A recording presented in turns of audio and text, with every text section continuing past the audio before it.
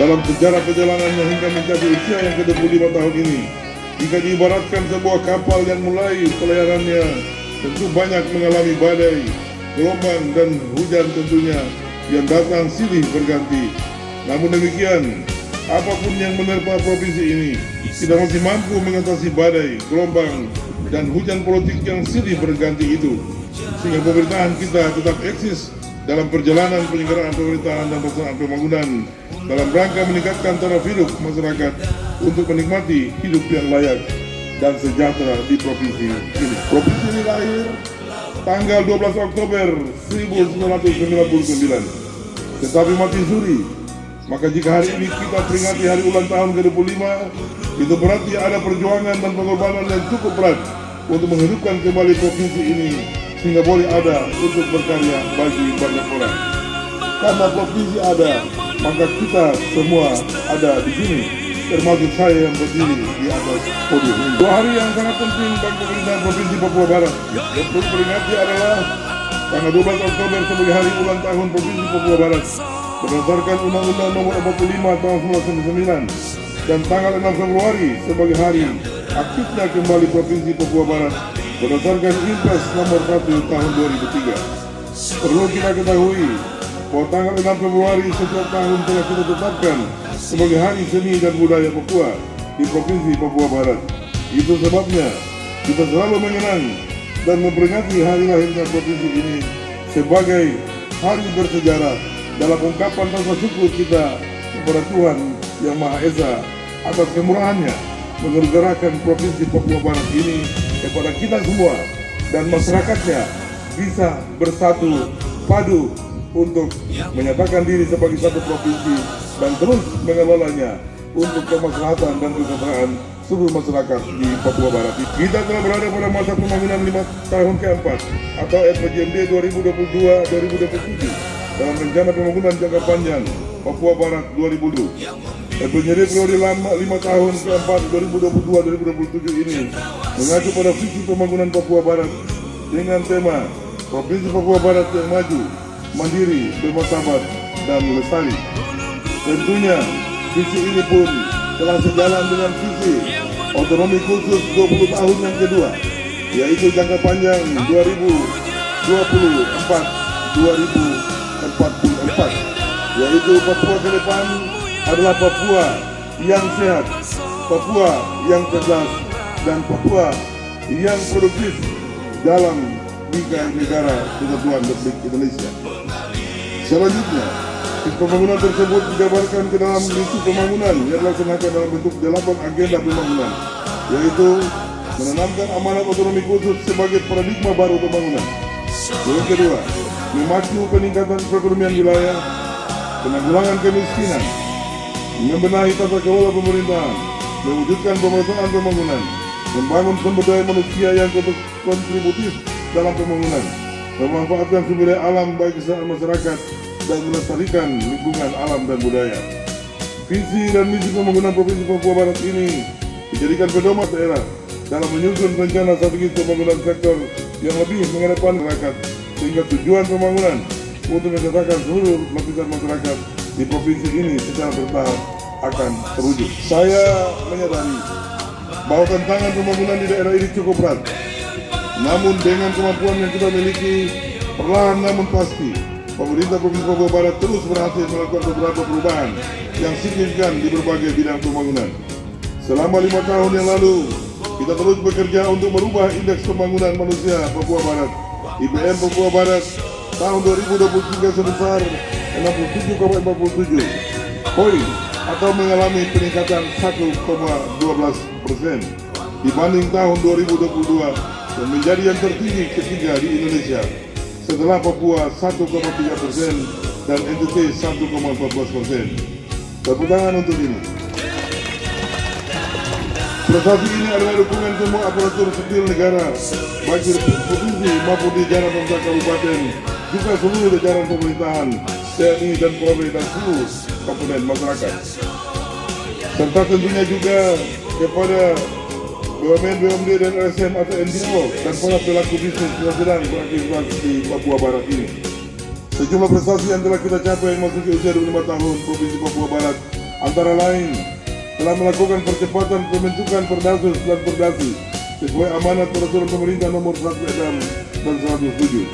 Pada kesempatan ini saya ingatkan kita kembali tentang MOU dengan BPS dalam upaya membangun sebuah pusat data balik pembangunan di Papua Barat yang disebut SIS Data Noken atau Sistem Data Sektoral 1 Noken yang disingkat SIS-Taken.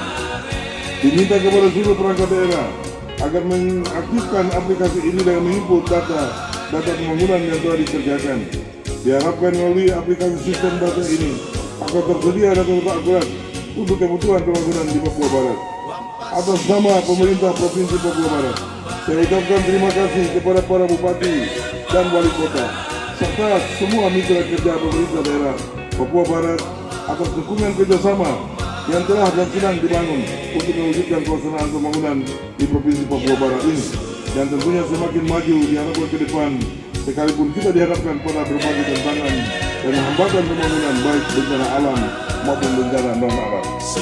Pada kesempatan yang baik ini, saya minta kepada seluruh aparatur pemerintah yang telah diberikan kepercayaan untuk bekerja di provinsi ini untuk meningkatkan kemampuan dan profesionalisme, meningkatkan disiplin dan etos kerja yang saat ini masih terkesan kurang optimal. Selanjutnya saya ingatkan pula untuk menghindari praktek-praktek korupsi dan nepotisme, karena sekarang ini apabila kita melakukan sikap perilaku yang kurang produktif, pasti langsung berhadapan dengan masalah hukum. Masalah kepekaan hati dan pikiran yang sehat perlu kita tanamkan dalam diri kita masing-masing. Saudara-saudara, marilah kita ambil cintai masyarakat dan daerah ini dan wujudkan itu melalui karya nyata. Kepada seluruh masyarakat, saya ajak untuk turut berpartisipasi dalam pembangunan dan ikut menciptakan keamanan dan ketentraman yang kondusif sehingga proses pembangunan di Provinsi Papua Barat dapat berjalan dengan aman dan lancar. Hadirin yang berbahagia, ucapan terima kasih kepada para pejuang pemekaran tim 312 Irian Jaya Barat. Hormat dan rasa bangga saya kepada Bupati, para kepala distrik dan para kepala kampung, seluruh aparatur dan seluruh masyarakat di Provinsi Papua Barat, juga seluruh Forkopimda, TNI dan Polri, BUMN dan BOMB, dan seluruh NGO dan LSM, tokoh adat, tokoh masyarakat, tokoh adat, tokoh perempuan, dan semua komponen masyarakat yang telah bersama-sama membangun Provinsi Papua Barat untuk menuju provinsi yang maju di tanah Papua ini. Marilah kita tingkatkan terus koordinasi kerja yang efektif dan harmonis antara pemerintah, provinsi, dan kabupaten setelah terus menjaga kebersamaan yang telah terjalin baik. Pangku Armada Sorong beserta jajaran, Kejaksaan Tinggi dan jajarannya, BIN dan jajarannya, dan unsur-unsur lainnya yang telah juga memberikan kontribusi di dalam pelaksanaan pembangunan dan kemajuan di Provinsi Papua Barat ini, agar tentunya pemerintahan dan pelaksanaan pembangunan di provinsi ini dapat berlangsung dalam suasana yang aman dan kondusif. Bapak Ibu hadirin yang saya hormati, tentunya sebelum saya mengakhiri secara menyeluruh sambutan saya, pada kesempatan yang baik ini juga saya ingin menyampaikan kepada kita semua, tentunya marilah kita mensyukuri nikmat yang Tuhan berikan kepada kita semua yang bekerja di Provinsi Papua Barat ini, terutama yang bekerja di tingkat provinsi. Gubernur, Bapak Panglima, Pangdam, Kajati, Pengadilan Tinggi, Kapinda, dan seluruh jajaran pemerintahan tingkat provinsi yang juga adalah menjadi pelayan yang mengkoordinasikan semua tugas-tugas di Provinsi Papua Barat ini. Mari kita berkolaborasi, bersinergi, membangun komunikasi sehingga kemudian tugas-tugas ini bisa berjalan dengan sebaik-baiknya. Di hadapan kita ada tugas besar yang menjadi tanggung jawab kita bersama, yaitu pelaksanaan pemilu kada yang insya Allah nanti pada tanggal 27 November 2024 masyarakat yang berhak ikut memilih yang telah terdaftar wajib hukumnya datang ke TPS untuk menyampaikan aspirasinya.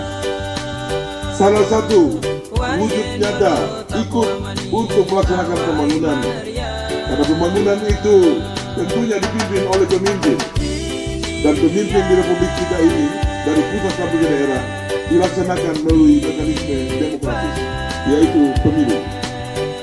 Pada pemilihan presiden dan jajaran pemerintahan pusat, DPR pusat, DPD dan semuanya, DPD provinsi yang lalu sampai ke kabupaten, semua telah berjalan aman dan lancar. Angka partisipasi politik kita 85%. Apa itu angka partisipasi politik? Yaitu masyarakat yang mempunyai hak suara datang ke TPS menyampaikan suaranya. Oleh karena itu, dalam memperingati 25 tahun ini, mari saya ajak kita semua, kita untuk membangun melalui sukses pemilu kada 2024 ini. Datanglah ke kota-kota suara, TPS-TPS untuk menyampaikan aspirasinya. Pilihlah sesuai dengan hati nurani dan cara berpikir yang cerdas. Gunakanlah akal sehat untuk menentukan pemimpin masa depan. Hindari pemaksaan kehendak, tetapi tunjukkanlah bahwa saudara semua dewasa untuk menentukan pilihannya. Negara kita ini negara demokratis, dijamin oleh negara untuk saudara-saudara menyampaikan aspirasinya secara bebas dan bertanggung jawab. Cerdas itu tentunya cerdas emosionalnya dan cerdas spiritualnya. Provinsi dan kabupaten ini ya tentunya membutuhkan pemimpin ke depan yang bisa membangun Papua sesuai harapan Otus 20 tahun yang kedua, yaitu Papua yang sehat, Papua yang cerdas, dan Papua yang produktif. Saya minta kepada seluruh calon bupati, wakil bupati, juga kepada calon gubernur dan wakil gubernur, agar visi ke depan bila menyampaikan kepada masyarakat, sinkronkan dengan visi Papua 20 tahun yang akan datang dan visi Indonesia Emas tahun 2045.